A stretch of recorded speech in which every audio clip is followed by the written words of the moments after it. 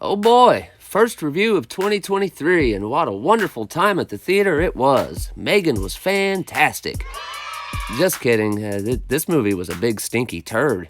Katie, seriously, flush the toilet. Turns out my gut feeling on this film was correct. A Blumhouse movie released in the first week of January, it immediately threw up red flags. Now the thing is, I really liked the trailers, but I was also wary that maybe they were revealing a little too much. I'm M3GAN. And yes, they totally were. This might be my shortest review to date, because there's really not much to talk about here. If you've seen the trailers, then in my opinion, there's really no need to see the movie. You don't get to say that. Holy smokes, this was disappointing. Sir, you need to shut your goddamn mouth. I'm a 13-year-old boy and I'm new to the horror genre, and this movie was made just for kids like me. I loved it. Oh, smell my ass. M3GAN was directed by Gerard Johnstone. This is his sophomore feature following 2014's Housebound.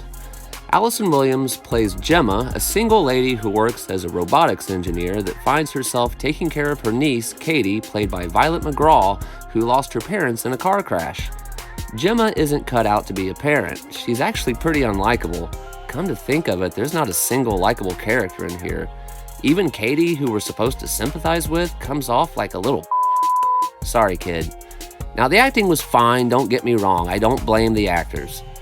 Gemma has created an AI doll named M3GAN and basically uses it as a babysitter for Katie. Katie gets super attached to this creepy-ass robot that is programmed to look after her. And as you can imagine, this untested monstrosity goes full-on villain. Not much we haven't seen before. Now, the PG-13 rating really hurt this film. For instance, every kill is off-screen. You literally see all the interesting bits in the trailer. And of course, just after returning home from the theater, I learned that when this goes to streaming, it will be the R-rated version. So this was just to get more asses in seats. I feel like they put more effort into making a trailer that would go viral than making a satisfying horror film. It's described as a horror comedy, but this shit wasn't scary nor funny. Oh, really? Well, M3GAN did have some amusing dialogue. I did kind of like the fact that she developed an attitude. What are you doing? Couldn't sleep. Occupational hazard. But that wasn't enough to save this film. I might as well throw out my positives real quick. The cinematography was fine, and I did like the design of M3GAN.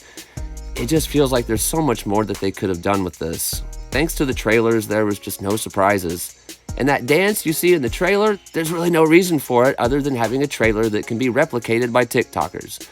And that part where she runs on all fours, yeah, that's the only time she does that. You've already seen it. What blows my mind is that I've seen some pretty well-respected reviewers on YouTube giving this a positive review.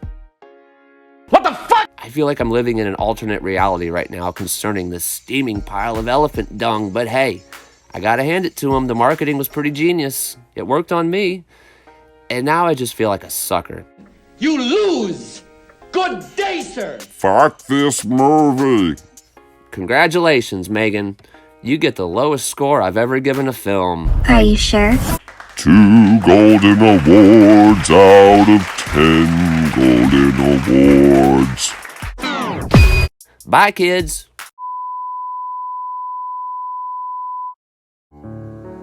I'm sorry I got carried away and I said things I shouldn't have said.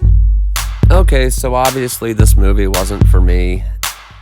I am 45 years old. It's a good introduction to horror if you're 13. So for that, it's fine. Go make up your own mind. Don't listen to me. Bye. It's insane, right? Do you want to hang out?